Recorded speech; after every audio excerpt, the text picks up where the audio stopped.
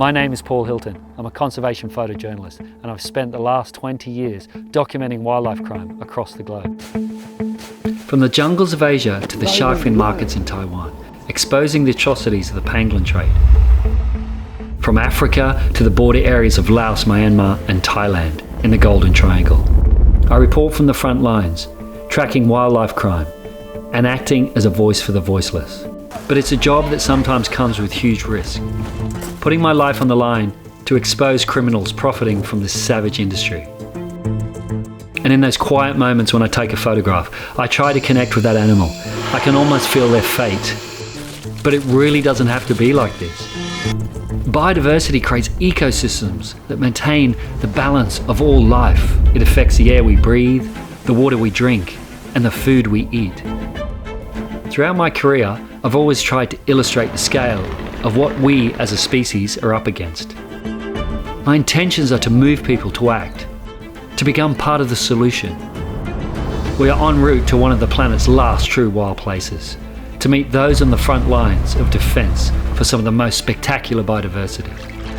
Join us on this journey as we explore the last wild places. We visit wildlife crime hotspots and meet the people that can give us first-hand information on what's really happening on the ground.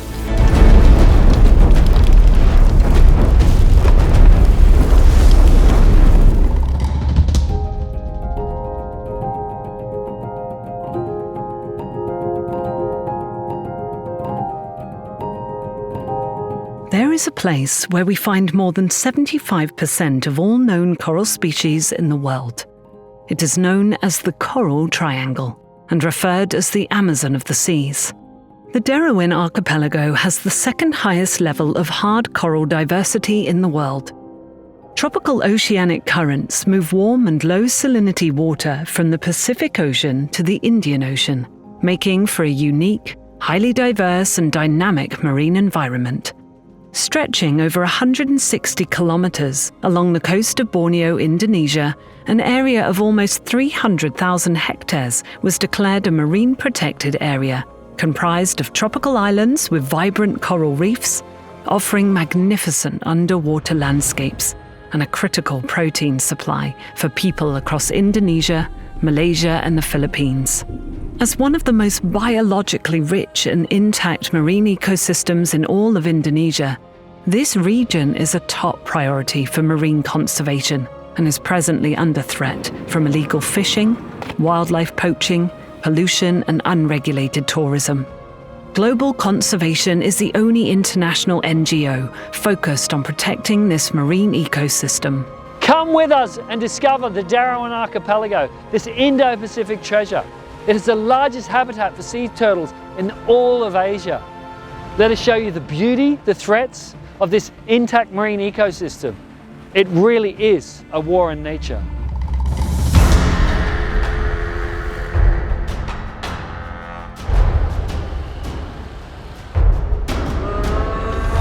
We are out on the street trying to find out where the demand is coming from. Location to film? Yeah, we do have several locations, but I don't want to risk myself. I don't want to come with you because there are so many gangsters. It's too dangerous. We're going to go anyway. Okay.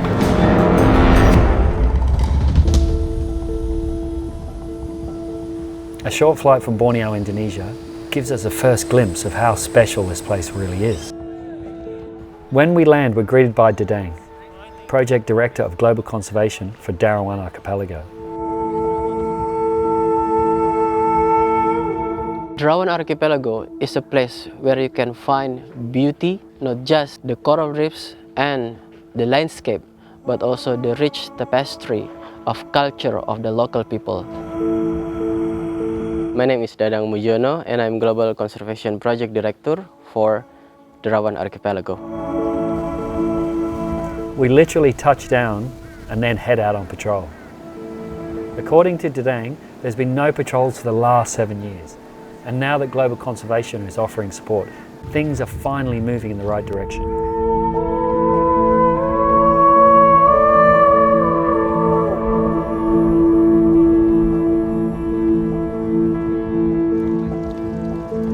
First boat we've come across, there seems to be a lot of shark fin on deck. We're harboured on this beautiful coral atoll. So here are the fins. Yes. Where are the bodies? They said they already throw away. Just wasted. Yeah, just wasted. So they've caught the shark, they've cut the fins and thrown the bodies across. Yeah, stupid. So they're probably still alive. Probably. And they've gone across, Probably. gone over the side. Probably. With no fins, no tail.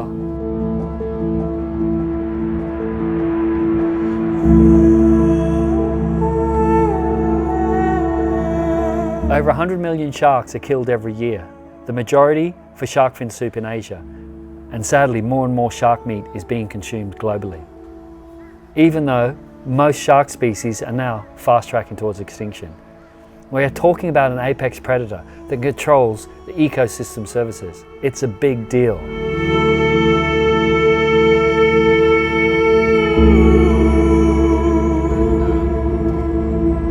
Apparently 2 more boats are offloading today, so I'm just going to go and see. We wanted to understand the scale of the fin trade, so we followed up on the chain of custody.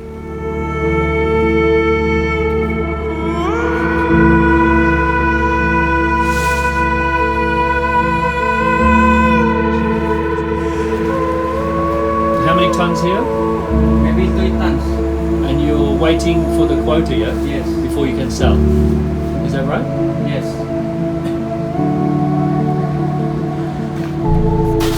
What kind of fin is this?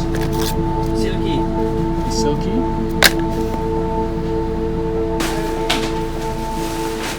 Indonesia is still one of the largest exporters of shark fin. This is just one warehouse, and look at the volume of fins.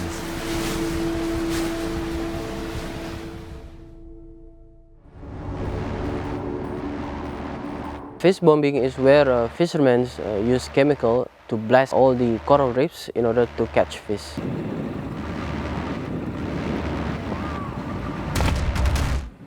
Usually with one bomb, it can kill 5 diameters of coral reefs, pristine reefs, and also all the living creatures in those areas. The coral reefs of this archipelago are under threat, primarily from bomb fishing, illegal fishing and poaching.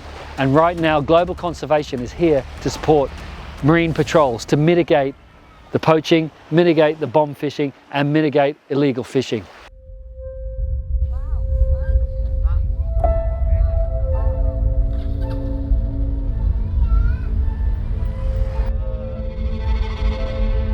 I'm at a local fish market in Maratoa Island, and out here there's an MPA. It's a marine protected area that have green zones, red zones and grey zones. The red zones is supposed to be a no-take zone, and in the green zones you can take certain species. But what we've got here is a Napoleon wrasse, which is an endangered species, and they send these to Hong Kong for the live reef fish trade. It just goes to show that there's still no proper management in place. It's proven that if you properly protect a marine protected area, after 3 years, fish stocks increase and everyone benefits. But at the moment, they're still fishing in those red zones, and we have to get them out of those red zones and manage this blue economy better for everyone's future. It's so important. So with global conservation, getting behind them, supporting the local community, maybe things can change for the better.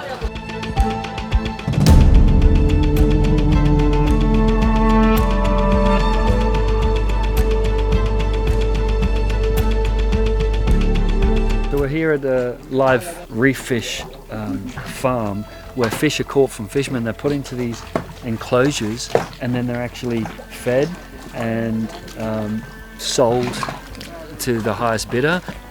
It's a multi-million-dollar industry, but what's happening, there's no real regulations. There's no chain of custody, so we don't know how many fish are being taken from the reefs, what countries they're coming from, and it's doing a lot of damage. It's taking a lot of large fish off the reef.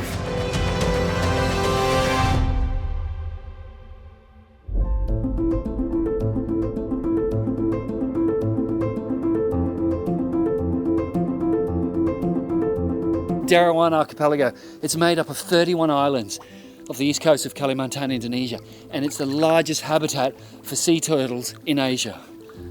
And presently, there seems to be a turtle crisis going on.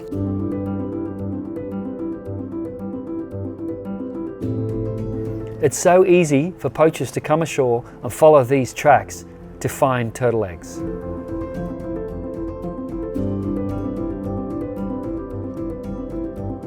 Across the archipelago, many turtles are being poached. So these are the lucky turtles that hatched and actually made it to the ocean. And now they have a chance to make it to adulthood. Next morning, for the second time, we head out on patrol again.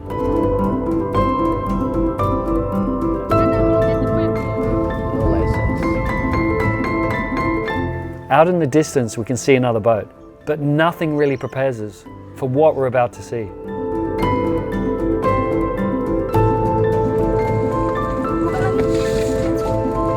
Over 2,000 turtle eggs. That's got to be over 25 nests of these critically endangered green turtles.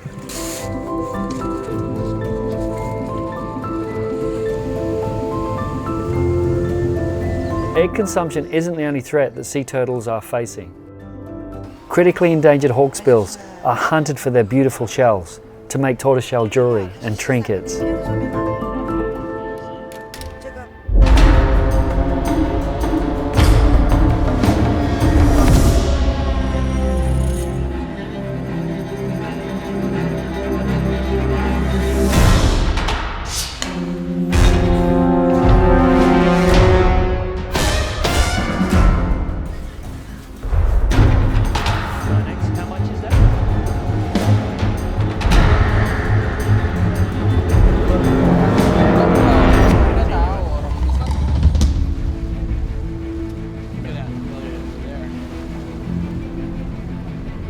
Derawan's a great opportunity economically and for marine protection for the people of East Kalimantan and all of Indonesia if it's managed properly. Global conservation focuses on strengthening the management and the protection for national parks and marine parks and equivalent reserves all over the world.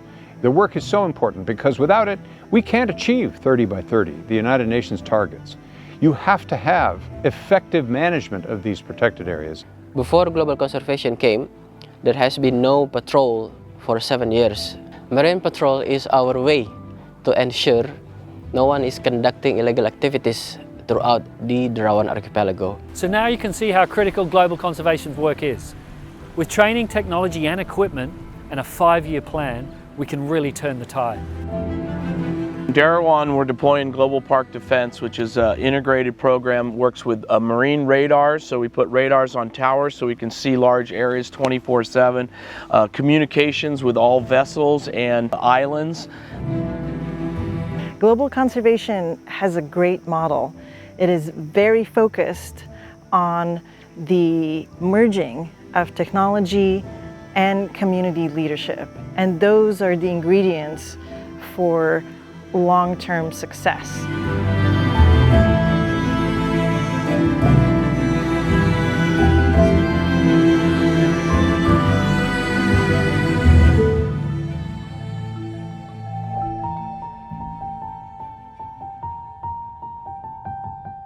One of our field partners is Maratua Peduli Penyu. They focus on turtle protections where they conduct turtle patrol for 3 times per day. The first patrol around 6 AM, they check all the nesting places to see whether it has eggs or not. The second patrol, they check the second arrival of the turtles. If they come, they will measure the footprints of the turtles and also they check again the nest. During the night, they will check the baby turtles. If they found turtle hatching, they will collect the turtles and they will keep in a safe place from predators. Global conservation provide funds to them, not just for the operational costs, but also salary and also equipments to support rangers against illegal activities. Blue Economy is a program initiated by East Kalimantan Provincial Government in collaboration with Global Conservation. It aims to support coastal and archipelagic communities, especially in Derawan Archipelago. Global conservation is supporting the blue economy by protecting critical fish nurseries like mangroves and seagrass beds, and financing beach cleanups and waste management projects.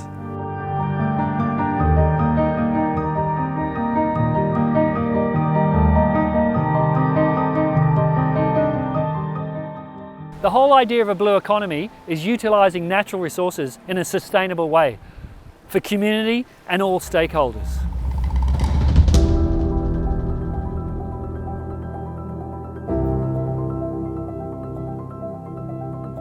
I've had the fortune of working coral reefs for 30 years worldwide, running large programs, and the one thing I've learned is that if we give these coral reefs a chance, if we take some of the pressure, be it overfishing, coastal pollution, a range of local style interventions can improve and increase the resilience of these reefs even in a changing climate. Coral reefs around the world support hundreds of millions of people for their food security and many other services, and it makes sense to work jointly with communities to protect places, both for biodiversity and for a shared prosperity for the future. Ultimately, communities like this one will benefit from managing this marine protected area correctly. So we're here in a turtle hatchery. You can see all the nests are dated. Once they hatch, they're put in a holding facility and they're released. And it just goes to show this is a government facility. It seems to be many sectors here, the community and government, NGOs are actually all working towards protecting the sea turtle.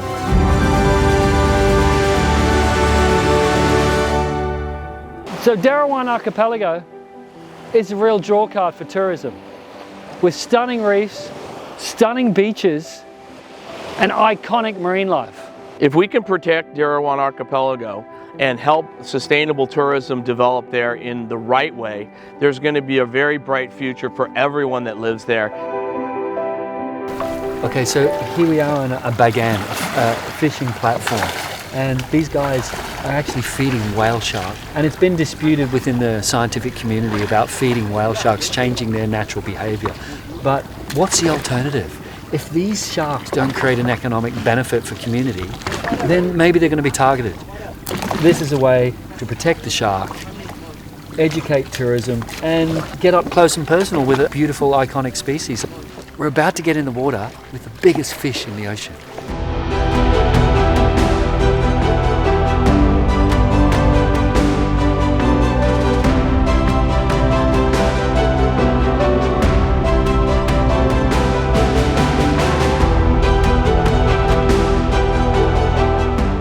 These marine protected areas are our last chance at saving these coastal marine ecosystems. And with an island-wide management plan between local community, government, and NGOs like Global Conservation, we really can stop the war on nature.